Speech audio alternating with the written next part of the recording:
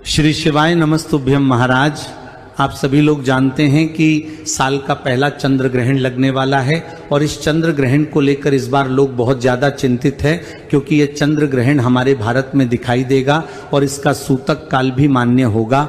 महाराज, अब हम जानते हैं कि साल का पहला चंद्र ग्रहण कब लगेगा, इसका समय क्या है और इसका सूतक काल कब से शुरू हो जाएगा और इस चंद्र ग्रहण में आपको क्या क्या सावधानियां रखनी है और ये चंद्र ग्रहण किस राशि में लगने वाला है। महाराज, चंद्र ग्रहण तब लगता है जब सूर्य और चंद्रमा के बीच में पृथ्वी आ जाती है और तब पृथ्वी की छाया चंद्रमा पर पड़ती है और चंद्र ग्रहण लगता है। महाराज, साल 2026 में साल का पहला चंद्र ग्रहण 3 मार्च मंगलवार के दिन लगेगा और इस चंद्र ग्रहण का समय 3 मार्च को दोपहर में 3:20 से शुरू होगा और ये चंद्र ग्रहण शाम 6:45 पर समाप्त होगा।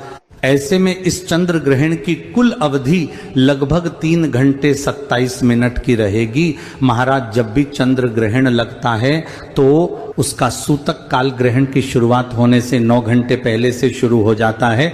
तो इस हिसाब से इस चंद्र ग्रहण का सूतक काल 3 मार्च को सुबह 6:20 से शुरू हो जाएगा और सूतक काल की समाप्ति ग्रहण की समाप्ति के साथ में ही होती है। महाराज, ये चंद्र ग्रहण हमारे भारत के ज्यादातर हिस्सों में देखने को मिलेगा और विशेष रूप से यह साल का पहला चंद्र ग्रहण पूर्वी हिस्सों में आपको देखने को मिलेगा, जिसे हम नॉर्थ ईस्ट कहते हैं। और यह चंद्र ग्रहण असम, मिजोरम, नागालैंड, मणिपुर जैसे राज्यों में यह ग्रहण नजर आ सकता है। इसके अलावा दिल्ली, मुंबई, उत्तर प्रदेश और राजस्थान में भी इस ग्रहण को देखा जा सकेगा।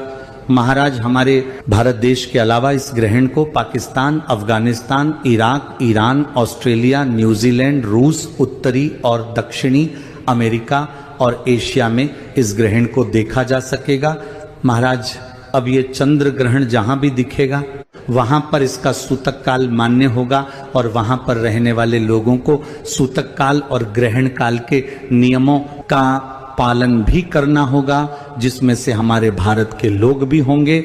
महाराज, चंद्र ग्रहण का सूतक काल शुरू होने से पहले आपको तुलसी पत्र तोड़कर इसे अपने घर की रसोई घर में खाने पीने की चीजों में पानी में डाल देना चाहिए और भगवानों वाले स्थान पर भी रख देना चाहिए और सूतक से पहले ही अपने घर के भगवानों के मंदिर में पर्दा लगा देना चाहिए। महाराज, इसके बाद में सूतक काल में हमें कैंची, छुरी, सुई जैसी चीजों का प्रयोग नहीं करना चाहिए और इस समय खाना भी नहीं बनना चाहिए और ना खाना चाहिए।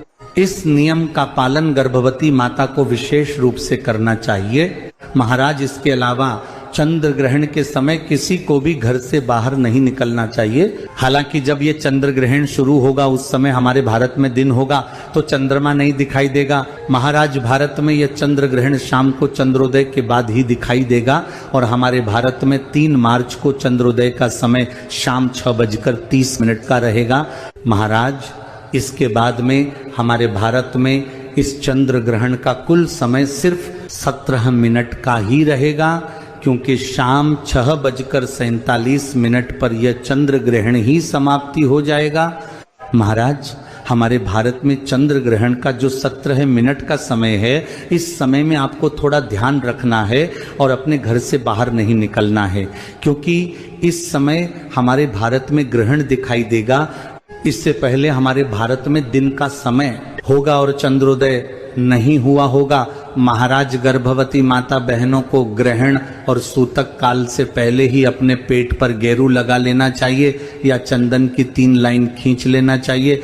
इससे सूतक काल और ग्रहण काल में आपके बच्चे पर ग्रहण का कोई असर नहीं होता है। महाराज, सूतक काल में भले आप लोग किसी नियम का पालन करो या ना करो, पर ग्रहण काल के दौरान आपको चंद्र ग्रहण के सभी नियमों का पालन जरूर करना चाहिए। महाराज, चंद्र ग्रहण के दौरान हमें एक स्थान पर बैठकर भगवान के नाम का जाप करना चाहिए, क्योंकि ग्रहण के दौरान किया गया नाम जाप का आपको कई गुना बढ़कर फल मिलता है और इससे ग्रहण का प्रभाव भी आपके ऊपर नहीं होता है और यह नियम गर्भवती माता बहनों को जरूर करना चाहिए।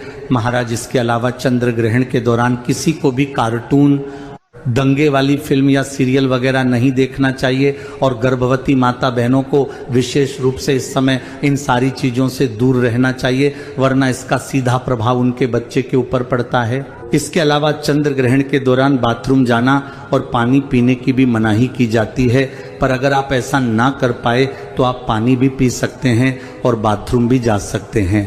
महाराज, इसके बाद जब ग्रहण समाप्त हो जाता है तो उसके बाद सभी लोगों को गंगा जल मिले जल से स्नान करना चाहिए और अपने पूरे घर में गंगा जल छिड़कर भगवानों को भी स्नान कराकर घी का दीपक उनके सामने जलाना चाहिए और ग्रहण का जो भी प्रभाव आपके ऊपर हुआ हो उसके लिए आपको प्रार्थना करनी चाहिए।